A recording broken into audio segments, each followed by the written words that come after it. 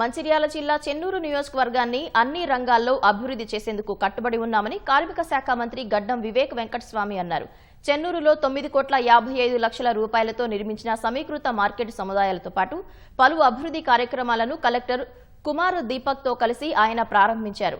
100 పడకల ఆసుపత్రి భవన నిర్మాణాన్ని వచ్చే ఏడాది మే నెలాఖరు కల్లా పూర్తి చేయించి అందుబాటులోకి తీసుకొస్తానని మంత్రి తెలిపారు.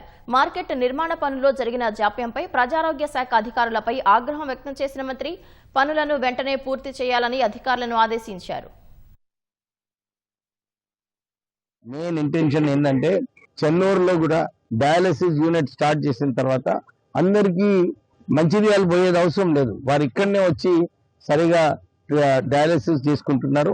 వీళ్ళకి మంచిర్యాల పోయేది అవసరం లేకుండా ఈ హాస్పిటల్ నడిపిస్తూ ఇక్కడ ప్రజలకు ఉపయోగపడేలాగా చేయాలని చెప్పి ఆ ఆలోచనతోనే ఈ 100 బెడెడ్ హాస్పిటల్ పూర్తి చేసుకొని త్వరలోనే స్టార్ట్ కాబోతుంది.